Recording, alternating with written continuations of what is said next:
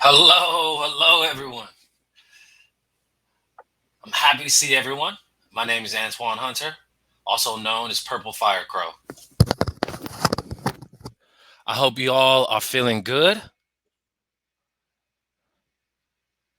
I know this week, people are getting ready for the holidays.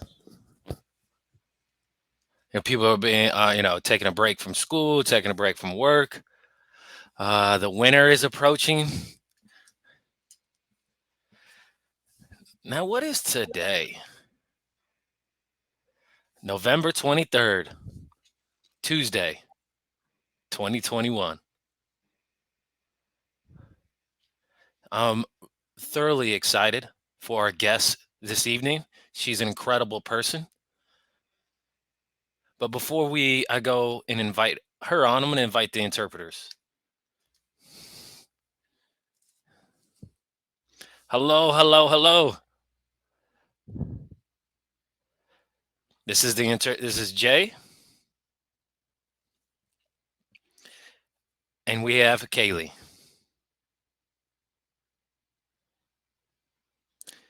You two are fabulous. Thank you for coming and supporting us, serving us, and standing with us.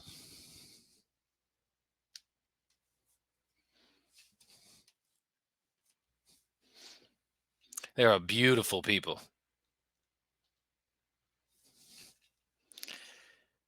Now, our guest's beautiful bio. Now, this is my dear friend, Dr. Liann Obsborne. She embraces every untold story from the marginalized communities.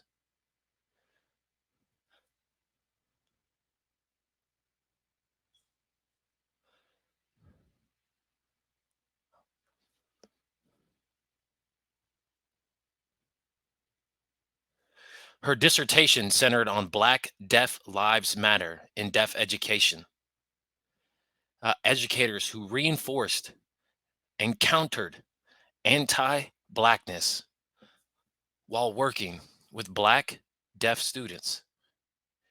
She has an extensive professional experience that drives her to evolve into a better human.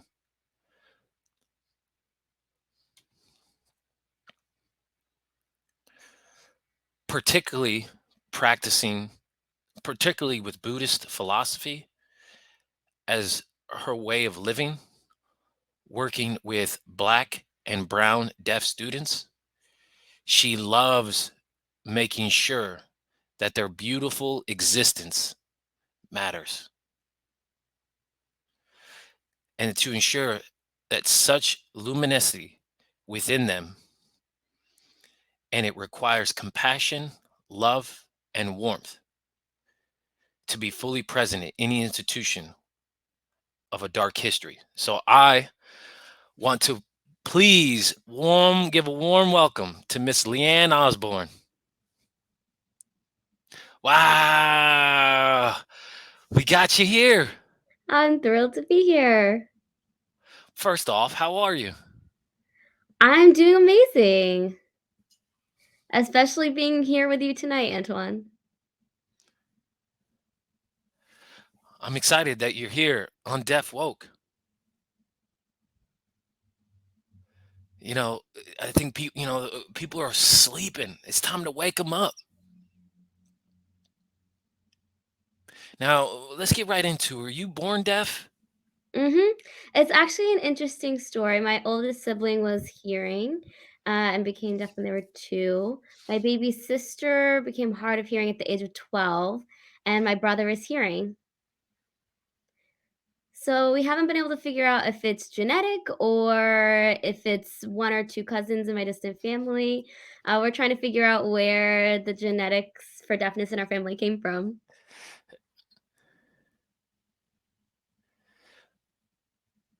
But your family is pro support, pro deaf?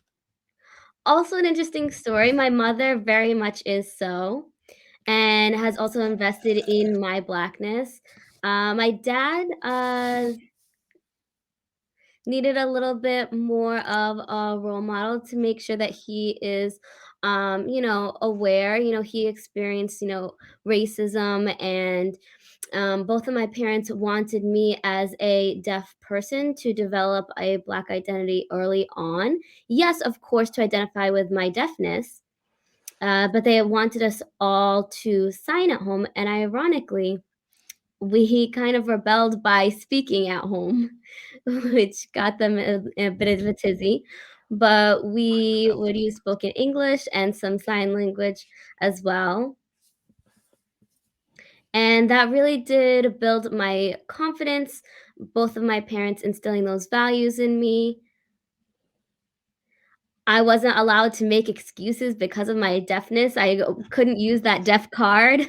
My mom did not take any of those excuses, and so my mom never also punished Punish. me as other, Black children were. Um, for example, spanking. When we would get in trouble, my mom would sit us down and have us write a one-page paper as to why we did that, what was the reasoning, why it was wrong, and that was how she would teach us and instruct us rather than spanking and some other common practices regards to punishment. Wow, yeah, it's interesting how, to teach children, to understand Mhm. their behavior, to understand, to think about critically. You don't have to think, you don't have to spank, or there's different ways to be able to kind of instill thought, right? You sit down, sit, and really reflect.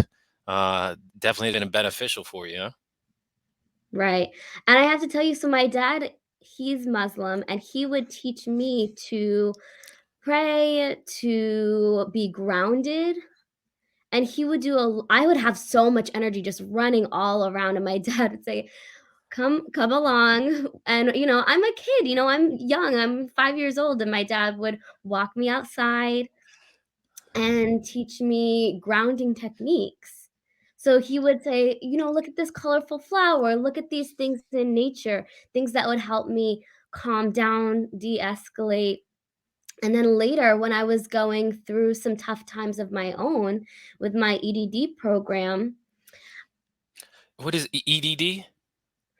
education doctorate, my ed Froze. She oh, froze.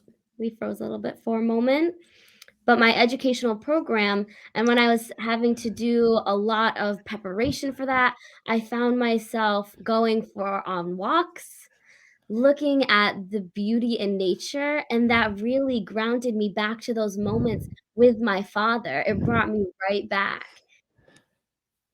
Wow. Actually, I plan to ask, being that your father was a practiced Muslim. Um, oh, Another wait, hold on, Catholic. wait, what? You were Catholic? No, so I didn't. I I transitioned didn't into the Buddhist philosophy. Oop. I didn't, identify into my Buddhism until later in life. Around the time of high school, I was in the library just looking at some books that were left, and I took a few books home. I said, "Oh, I see these books are left." And, it really wasn't an accident. It was meant to be. It was meant to be a part of my journey. And that is when I started to really look inward at my behavior. I was a very angry, kind of volatile child growing up, and my dad would speak really slowly with me, and the problem is that my dad would use, words that complicated words that I didn't know what they meant, and so I would have to go into the dictionary and look up what he was saying, what those words were, and so I had to go back later, look up what those words meant to try and connect what my father was trying to say to me, but in that moment, I wasn't too sure, and so I had to, go back and make that connection, but my sister is Christian, my baby sister, yeah, she's, mixture between Christian and Buddhist. And my parents really just allowed us to make that decision of whatever feels right and what makes you happy. That's fascinating that there's the diversity of religions, Mhm. teachings, and it's awesome that there isn't much, animosity towards the family, but you guys are all, strong bonded. Yeah, not at all. We may disagree and recognize each other's point of view, and that is accepted. We recognize how multifaceted our perspectives are and how the beauty within that. And my parents separated when I was around 4. So my parents did co-parenting, and it was so nice that both my parents were still in my life. And what was interesting about my upbringing was that my father, he would do, everything for us in terms of, um, he would walk 10 miles just to make sure that we were provided for, that we had everything that we needed. I mean, anything and everything. And I have that memory so strong within me, with the household that I grew up.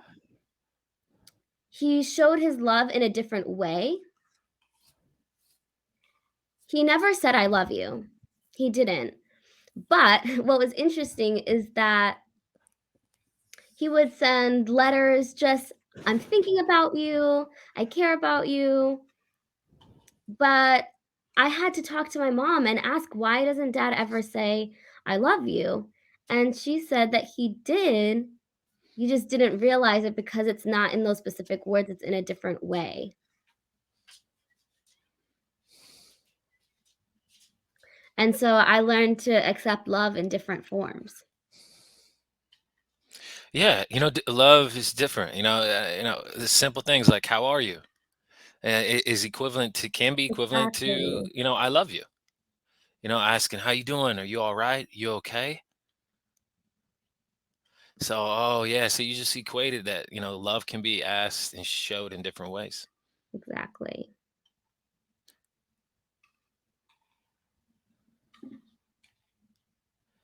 I mean, you're involved in all sorts of facets. You're, at California School for the Deaf in Fremont, and you are a strong advocate and a passion for deaf students, and definitely encouraging in trying to raise Black students.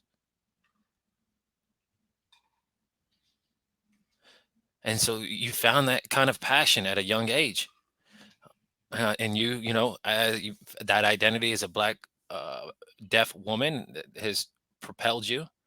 And what you're doing, it's rare, yeah. I didn't learn that until later, though. I didn't even honestly realize that we were all Black kids until the neighbors that I grew up around. One day I noticed that there were 1 or 2 kids that would repeatedly come over to my house, and one day I was like, "Mom, why do they keep coming over?" And my mom said, "The parents are having, domestic violence problems within their home, and we need to be available to protect them." And so my mom said, "Fix your face." And I said, "Oh, okay, alright, Imma fix my face and keep going." But when I asked, "Why do they keep coming over, and why are there police constantly present?" My mom wanted us to stay kids, She wanted us to have a childhood, and they didn't have that luxury. I didn't understand what domestic violence was at that time. I didn't know what it looked like. I didn't know that it could be physical, mental, verbal. I had no clue until I went into college. And that's when I started to realize what that looked like. And I saw, abuse happen. And that was a shock to me.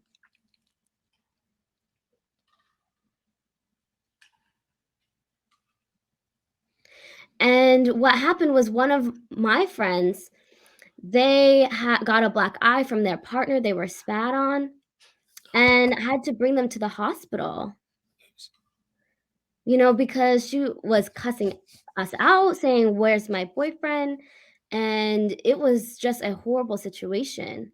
But I was scared of their partner. I didn't want to experience something like that in my life.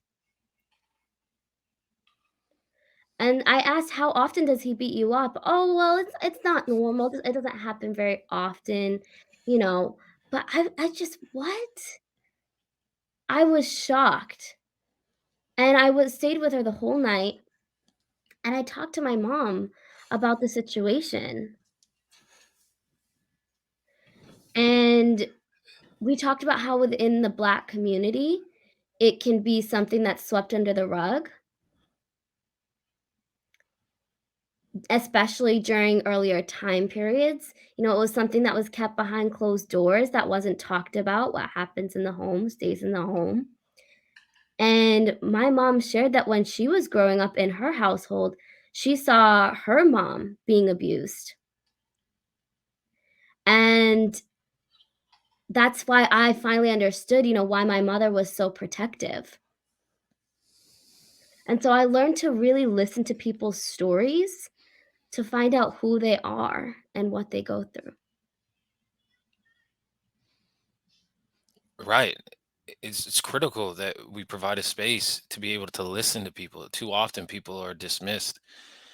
And it's taken your whole life to learn how to be able to listen. We realize, men are, very the hierarchy and controlling of women. And we have to resist, especially that type of education. And, women have a voice. And we have to resist, that men kind of take the scene and take over the voices of our women. Too often women are dismissed, and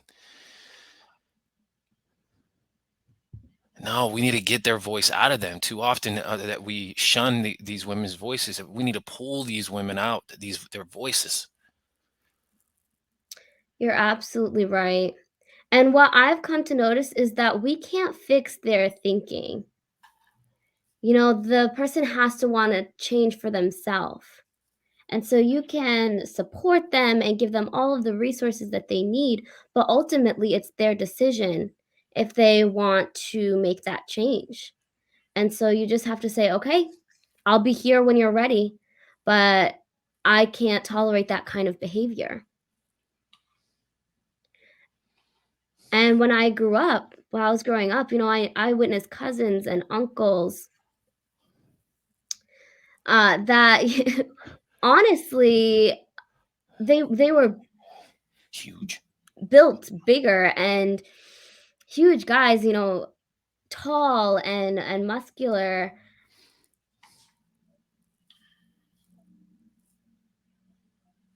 And when I grew up, I had a conversation with my uncle, and he finally realized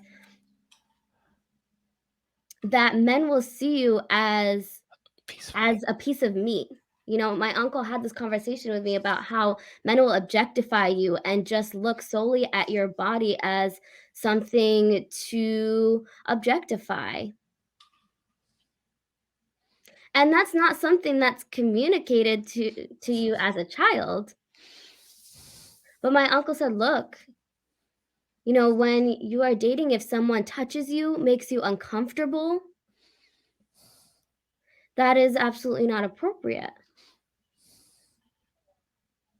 And I unfortunately had to learn the tough way.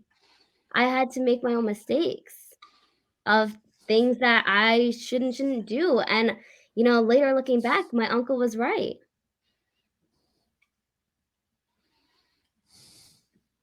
During high school and early college, I wasn't really interested in dating, which was good. But then eventually when I did go on dates, it was very important that people be clear with their intentions, so that you discuss and communicate what your boundaries are and clearly lay those out. Know things that you can live and Yep. can't live without. Discuss if it's, a monogamous relationship or not. That way, there's no, ambiguity about the relationship if, you're with another person and then, the other partner thinks that they've been cheated on, so be clear from the onset about that. And when I was introducing partners to my family, if that didn't work out with my family and that we weren't accepted, well, bye-bye. My Yeah, family right. had to go Yeah, through. if it doesn't coincide with the families, gotta go. Exactly, we would have food at the dinner table, and if, my family didn't like their energy or even offer to help clean up, "Alright, time to go."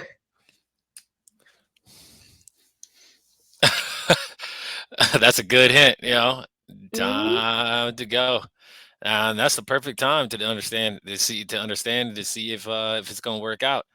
If somebody Exactly, tries to tell you run, that's the key word, run, run. run, go out the side door. That's incredible that you had that support system. Understood how to protect yourself, speak up for yourself. Unfortunately, it's pretty common that people don't know how to be able to have the capacity to speak up for this themselves. Or when they get to college,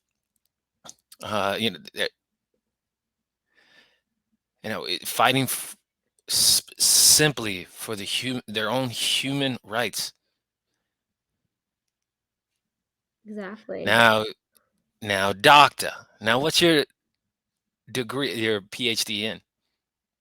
It's in educational leadership for social justice. I really had a passion for social justice growing up, and my parents really wanted me to make sure that I was aware of my rights as a deaf person, my rights as a Black person, my rights as a woman. And I have to tell you a funny story. My mom made it very clear, the different identities that I had, and it was clear that you can see my Blackness, but you couldn't see my deafness. And so when I was around 3,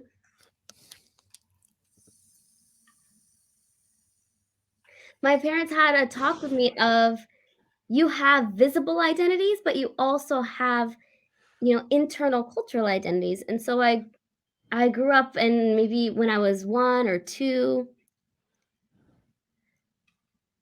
I had access to those discussions, but I wanted to do my own thing. I wanted to play and be a child. But when I grew up, I learned to appreciate that kind of dialogue and what that instilled in me as a child. Yeah, the more information you have, the more power you have.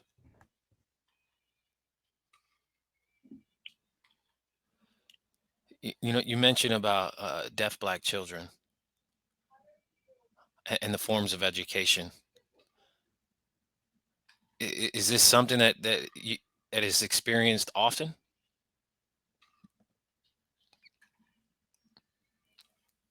Well, remember that my bio said that I love to listen to untold stories.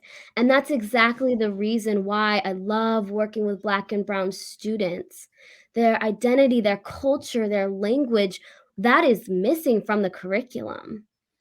And growing up in school, going to school myself, and I was trying to figure out who I am, but I couldn't identify with that in the curriculum. And so I became a person that would work with those students in the K through 12 system. And it has been so beautiful to see their energy, their smile just illuminate, and their conversations that they have with one another. It's wonderful to witness. It's really important that we emphasize that Black, deaf children matter. They need to hear that on repeat over and over and over again from preschool to graduation and beyond.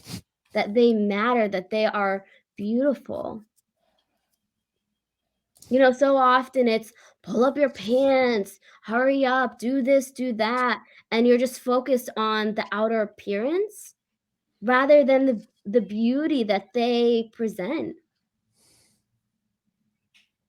Because so often in the school system, what's harped on is their hair and their clothing, making sure that that matches the mainstream. I completely agree. As children, you become adults.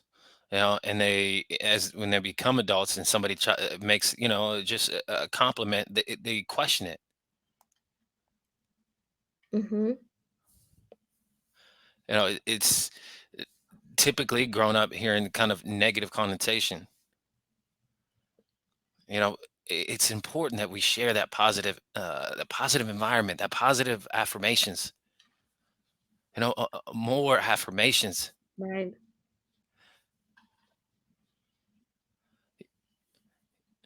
Something like, oh, you changed your color of your hair. It's purple. Oh, it's beautiful. Oh, supporting the super creativity. I've heard there's some comments that somebody I heard told me that you love drawing. Yes, and I am so shy about it. I definitely hide my artistic expressions in my private room, and if people try and look at it, "Excuse me, no, this is mine, this is mine." And it's my way of expressing myself, and so I'm very private about it. It shows my deepest, most private thoughts. And I mentioned earlier that I'm an open book, but at the same time, I'm very private. It's a complex that I have. And my daughter is the same way. She's picked up on my artistic skills, so that makes me very happy. But I also wanted to mention that we often forget that Tragedy. we Tragedy. often forget that children Experience tragedy. experience so much harm. Tragedy. And when I was a young girl, I was my mother and I had a conversation because my mother was so focused on my work as a child of, "Oh, it's so beautiful. Oh, it's wonderful." But then I felt bad for that person who later when I was dating, the attitude that they projected onto me.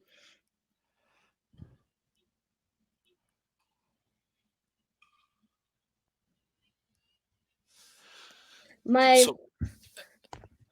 So the story, so I was talking to a mother whose son, who's identified as being transgender. Mother didn't feel really, comfortable. She introduced her as him, and I said, "Wow, you have a beautiful daughter." So trying to the accepting, being transgender and being black have the uh, highest death rate.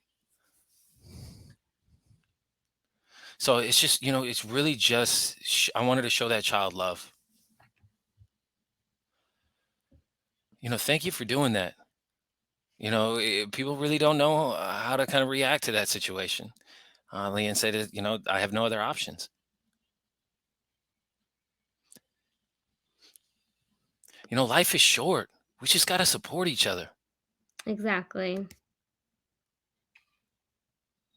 Many trans LGBT community, these identities. You know, we don't want to get have these people feel like they're removed from the world. When I grew up and I, came out that, I'm an artist, I'm deaf, I felt as if, I had no place in the world.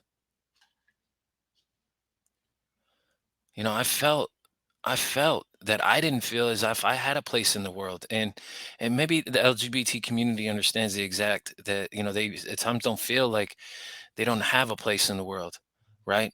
Accepting their identity is the first step in having them feel like they have a place in the world. And I think that we forget to get out of our own world sometimes. I have to remind myself daily, Leanne, what are we going to do today that will be mindful, that will make sure that I am grounded, that will put me in a place that I can support even just one person? Because if I am off centered, if I am not balanced, then I can cause harm. And then I need to keep my mouth and my hands quiet. I need to be cautious of what's happening around me. And my favorite part is that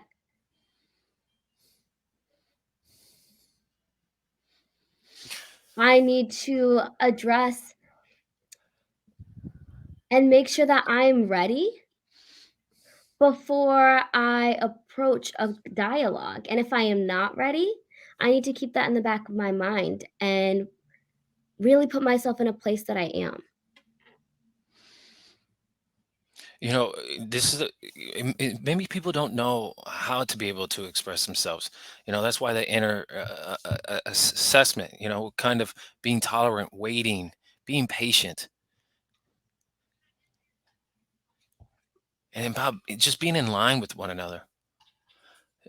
My journey. When people ask me, sometimes I'm not sure how to explain it yet.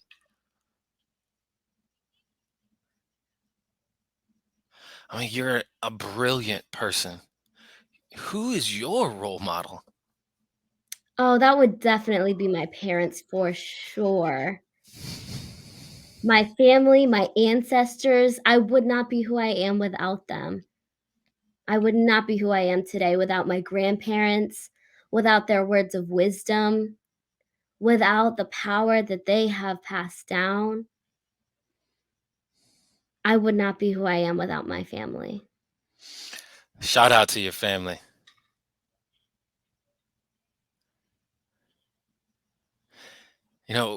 Having different role models,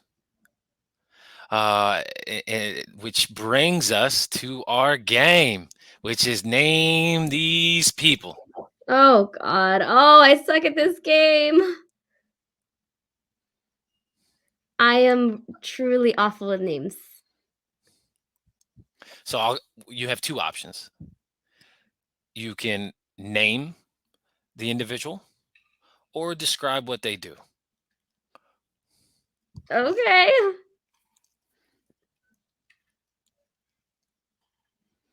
I'll provide a visual description and then I'll ask you who it is. All right. Visual description: picture of a black trans non-binary person, wears medium short black locks, a pair of black clear framed eyeglasses, a short sleeved light blue button down shirt. Some tattoos are visible on their right arm, holding their hands with nails painted in a trans flag's color and smiling happily.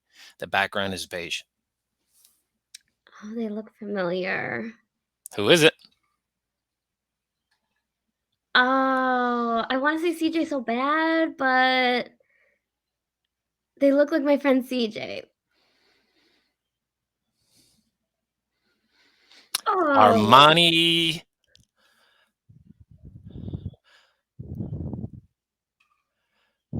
Amani oh, Lawrence. Amani was on an earlier episode. Armani is deaf, San Diego, California native, is an activist for the deaf community and providing services and accessibility, including deaf members and trans community. Their pronouns are they and them. oh, I'd like to meet her. Virtual picture of an African American female where in black braids pulling in the back, a white ivory long sleeved V blouse, a pair brace arrow down earrings, groom up into beautiful brown sugar toned skin with warm ruby lip color. Who is she? Okay, I'm gonna give one of two. I would say either Ebony or Essence Magazine. I think that she was in one of those and might have left. Yeah, okay, Susan Taylor. Ah, miss her. It resides is a New York native, American editor, writer, and journalist. Sue's well known to be served as an editor in chief of Essence, a popular magazine from 1981 through 2000. Have you met her? Oh, I've met her. I've met her. Oh, I want to. I want to. She wrote in Essence back in the day as an edit. Oh, she was one of the best editorial um magazine editors out there. Visual Oh, description: Wawa. picture of a male African American rests Oh, his this isn't left Wawa. arm on a brown box. He has black, long, wavy locks. Who is he? Oh, it's not Wawa. The other. Oh, They are best friends, though. he just came recently. Oh, and I forgot. Oh my goodness. Yeah, he did come to the MBDA festival or meeting. Wow. His energy though was, and he's a dancer. I know he's a very skilled dancer and performer. And it was the way he danced was expressing a story. Oh, it's Fred Beam. Yeah, Fred Beam, His energy. director, choreographer, dancer of two international touring dance companies, the Wild Zappers of Deaf Male Dancers and a National Deaf Dance Theater, and a mainstream dance company. Currently, he resides in New York, uh, and and developed Sunshine 2.0. Yes, because Sunshine 2.0 came to do a performance for my students and they loved it. Visual description: picture of an African American female stands signing for deaf, wears a honey blonde long locks with a ponytail at the crowned center of her head, a silver hoop earring, and baby blue woolen jacket matching to her blue jeans. The background is shown of several cream pillars behind her. Who is she? Charmaine, she talks about her Black deaf family and signs being passed down through the generations. I love her story. Yes, come on, give me more. Yeah, give us more. Well, she loves to share about her grandparents in particular and how they signed and how they brought that history. And so I really love following her on social media, seeing what's up with her. I'm waiting for more stories like that. This might be a tough one. A picture of an African American male wears a short black hair and a black trimmed mustache, wears in his black suit with white sleeve popping out and a gold watch on his left hand wrist. I grew up thinking he was gonna be my husband, but Martin Luther King Jr. I just knew I was gonna marry that man. This is indeed Martin Luther King Jr., an Atlanta, Georgia native, was an American Baptist minister and activist who became the most visible spokesman and leader in American civil rights movement from 1995 until his assassination.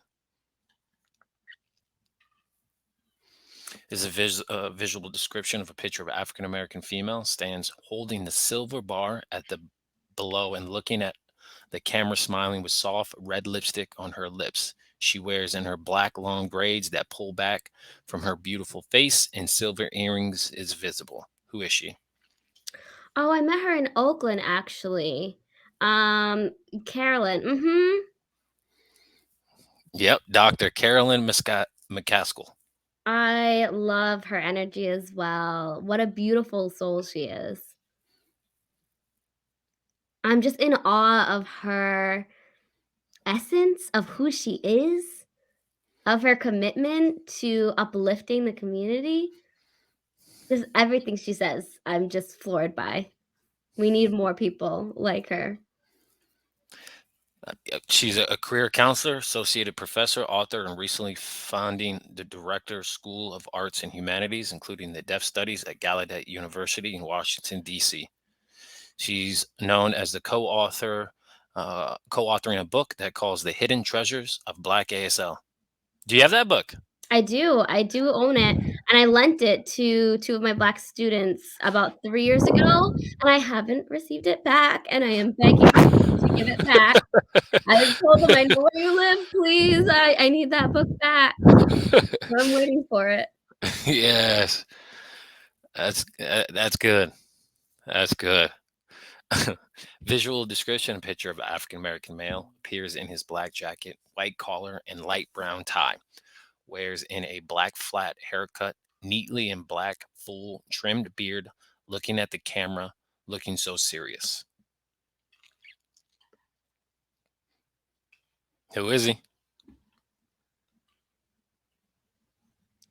Someone who used to go to Def Jam with me, but I have no clue. I don't know. JC Smith. J.C. Smith, deaf, native of Jackson, Mississippi, football star and Black Student Union leader at Gallaudet University in Washington, D.C. He's been seen on preserving Black American Sign Language in the deaf community on ABC Night News, prime for an interview. Yeah, he's an incredible person. Have you met him before? It'll need to be on your checklist of things to do.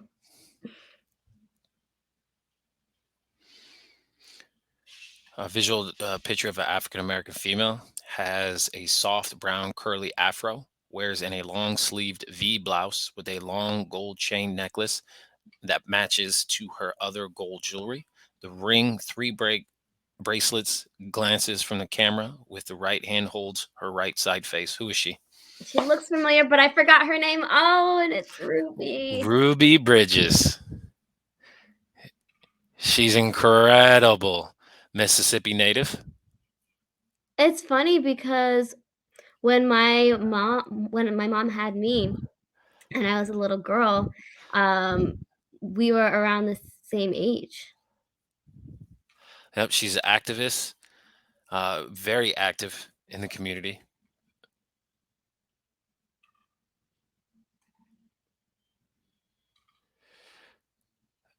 She's child designated to the all-white Williams France Elementary School in Louisiana during the New Orleans school desegregation crisis on November 14, 1960.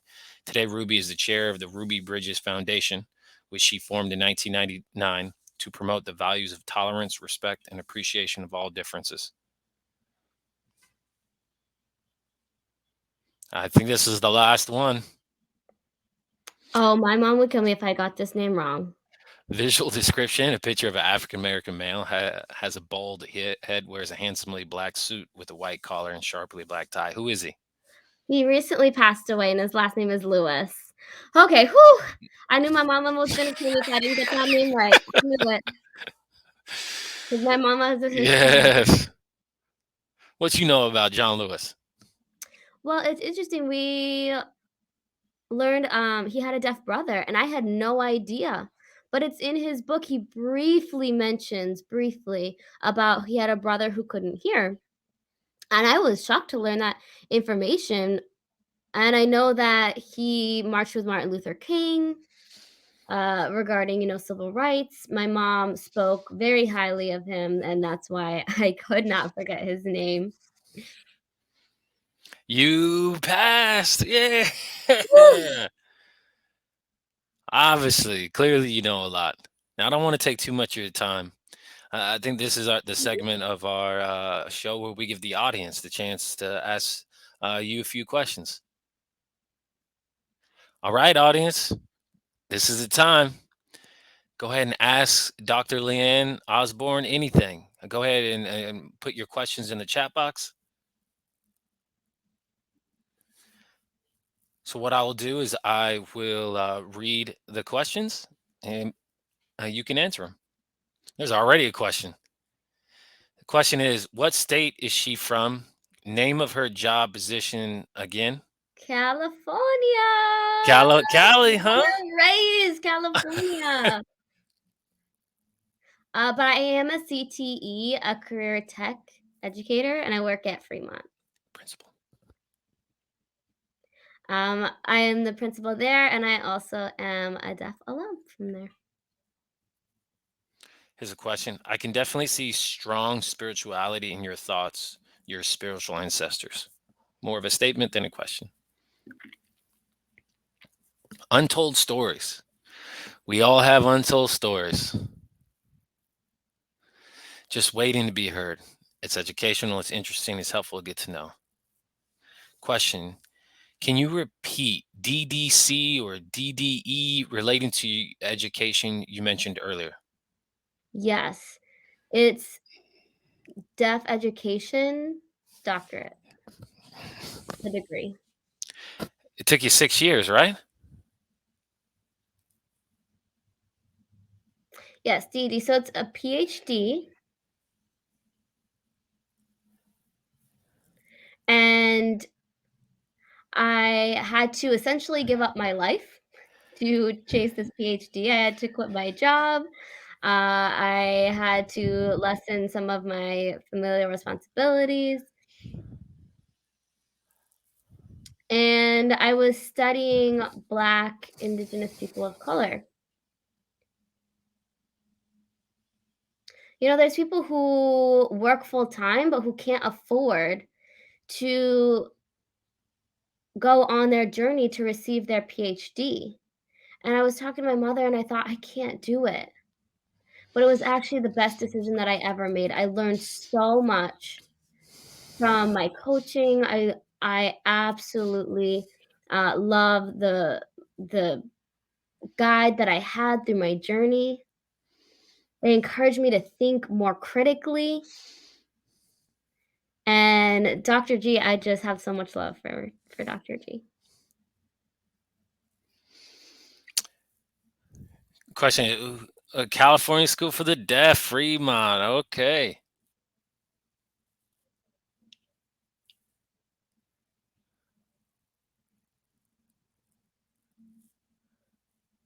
There's a comment that said, "Go, girl." Somebody sent me like a private message. So Black deaf children seems, how's it going through this COVID times? Are they paying more attention? Are they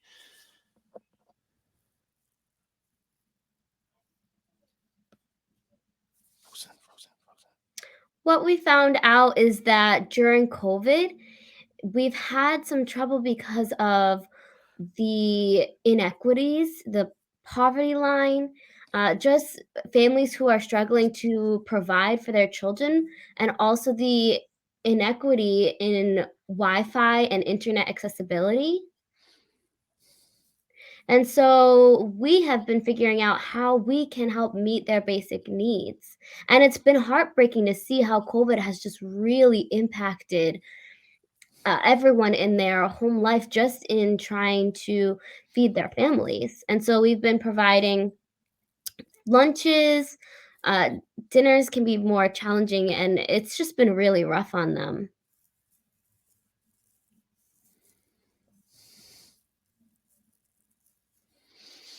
Question. How do you feel about Lead K for all Black, deaf, or hard of hearing students? Do you support, or are you not in support? What is your views? I feel that Lead K is very white centered, very white based, and it does not include all children. The issue that I have with it that I've seen is that Black families, they prefer, and Black deaf families prefer their children to use spoken English and not to encourage sign language. However, that language accessibility is important to equality to their hearing peers. And so I choose to, with those students, use gestures or other forms of communication, and I don't use my spoken voice with those students.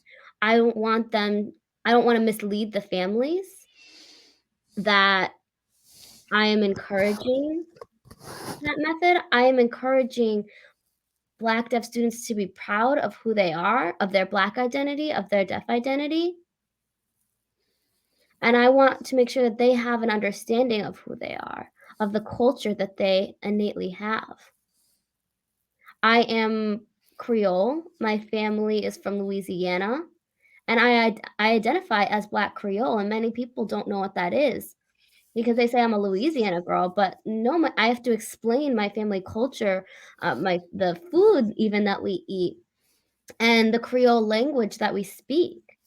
And when I explain that, they finally realize we have a culture, and that is what I'm trying to What? explain for those students who are from Haiti and Japan, Haiti and Jamaica, and, some of these Caribbean countries, and these students are now in Oakland, and I say, "Go home and pick up some more culture and then come back here."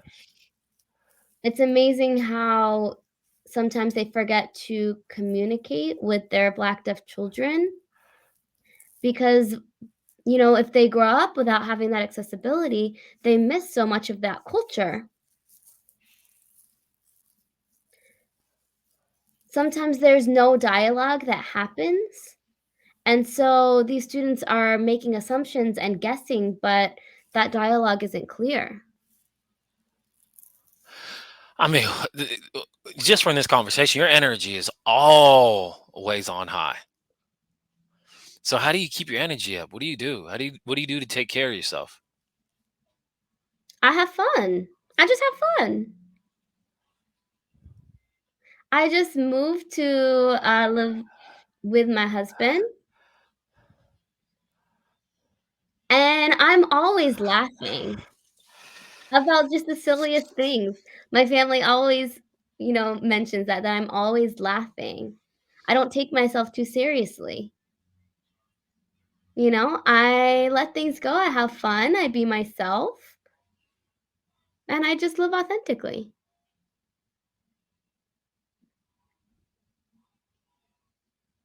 What's your favorite thing to do? I love sewing Hmm. Hmm. and embroidery. I also crochet and reading. I'm an avid reader. I have many, many books. I have my own personal library at home. My mother instilled a love of reading in all of her children. And so I've always been curious of what that means, of what was that time period, of why was this important. And so growing up, just a love of reading was always innate love. Do you have a favorite book? I don't wanna cheat and say one of the other, but right now I'm reading a book called Wake Up. It's about the value of BIPOC individuals and educating regarding racism, regarding self-care, being okay with saying, "No, I'm not interested in doing that," and saying the word "no." And so when people keep asking me, "Can you do this? Can you do this?" I say, "I suggest you read this book." That's the best thing that you can do because it takes a lot of my energy to have to constantly explain myself, and so that can be really, upsetting. I get really, uh, peeved over that, and so I really just meditate, and when I'm tired, I focus on investing my own energy. I mean, it's true. We do need to educate. But people don't realize that even educating somebody can be a trigger. Oh, for sure. To disclose and to educate people about our experiences is not something that is easy. Some days you're not into it today. Maybe you might be feeling right to be able to explain it, and some days you're not. I myself need to work on not Do sweat it. putting myself thin. Do it. It's very important to really focus on your spirit, on your soul, on where you are at. Because when you're so focused on other people, you lose yourself. I agree. Other people say they agree as well. I think it's our last question. I think. Do you have any? Do you have any signs in choral? Creole, Creole. Creole. How about what's your favorite food? Ooh, my mom is cooking. I would have to say hot corna. It's a It, very simple dish. Whenever I feel sick, I have to ask mom for the hot tuna, and she'll bring me home some.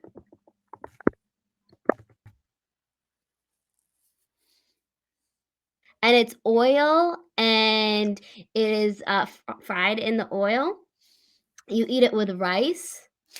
I'm sorry. Did you say hot tuna? Did you Mhm. say hot? I'm sorry. What?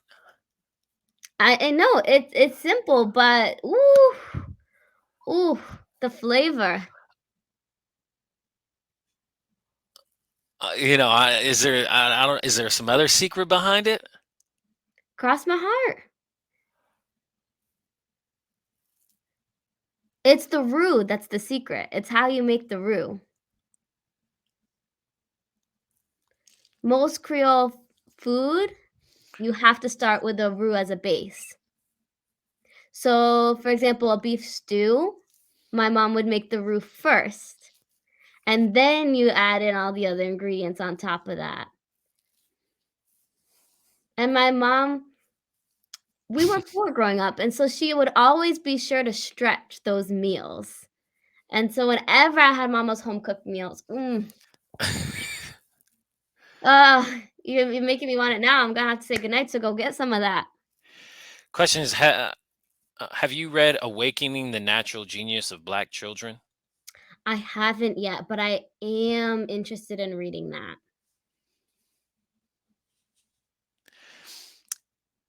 Uh, from Dorothy says, I met so many Creole people, but I'm curious, how many deaf Creole communities down south? I'm not sure. Or is there much difference Well, between Black ASL I've and Creole? seen a lot of black ASL. I'm not sure that it's necessarily different than Creole sign, but I am kinda curious about that. Uh, be- People got hot questions now.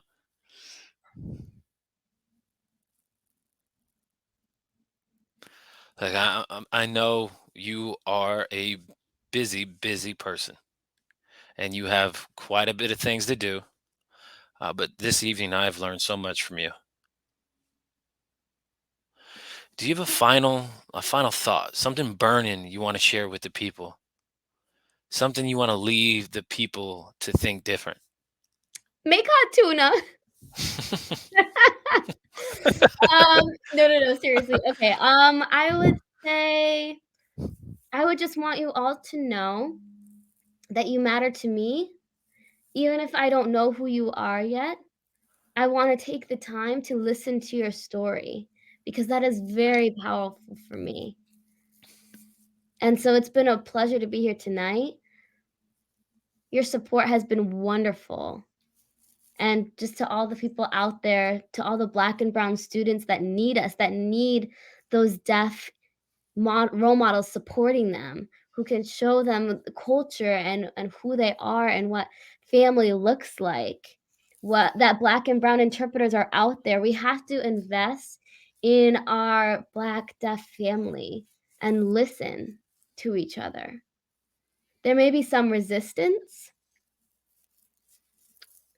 but we just have to be patient and keep going. Thank you so much for coming and sharing your story. Oh, thank you for being patient with me. Thank you for being patient with my Wi-Fi struggles and my connecting issues. Thank you. Nah, we forgot it happened. I know you may not realize that you could have saved somebody's life, and you could have saved some other people's lives today. Thank you. You helped us graduate. So thank you for coming. You've taught us so much. Thank you, Antoine. Have a good night. Wow. What? That was Liann. Let's give it up for her, yeah?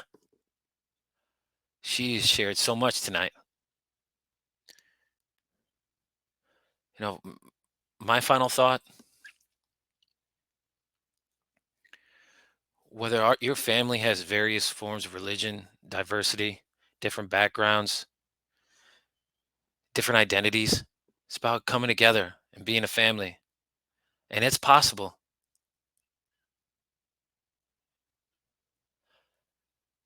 We need to give people, just allow people that you don't need permission to come together. We need to praise each other. We're so used to demeaning one another.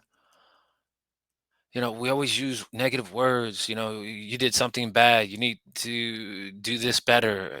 That becomes ingrained, becomes the fabric of who we are. And what we need to do is change that, change the choices, words. That's great. Great job. Don't stop. You're beautiful.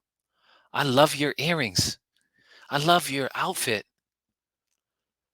I love who you are.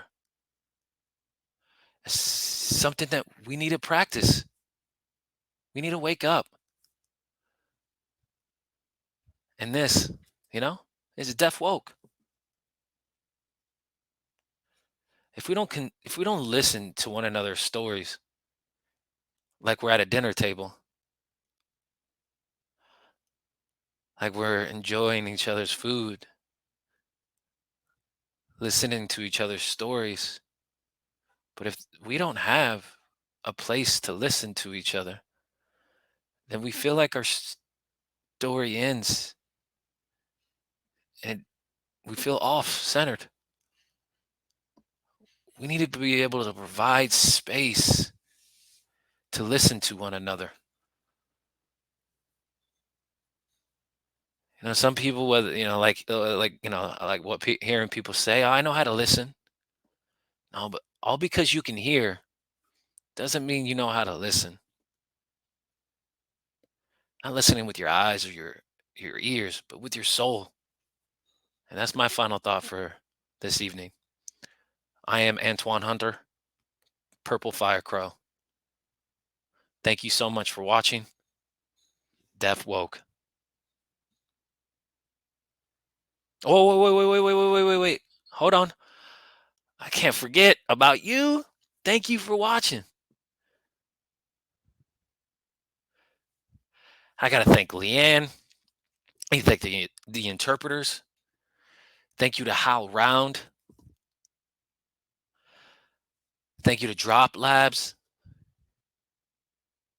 Thank you to GFTA. And all of you who are watching, you who are watching tonight.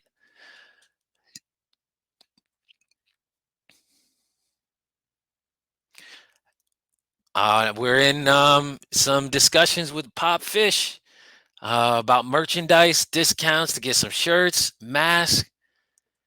So the discussion is valuable.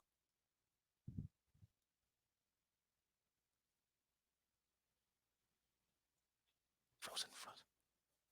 So please, during these holiday season, please don't drink and drive. Give that, if you're feeling tempted, give a person the keys. Now, please, if you're able to, You can donate to Deaf Woke. Our website is www.realurbanjazzdance.company. Please, your donations help continue giving the people what they need, like yourself. Did y'all enjoy yourselves? Now, if y'all like this show, please share this video, these episodes, share it with everyone you know. And don't forget to give a little LOL, a little, emojis, hearts, and all.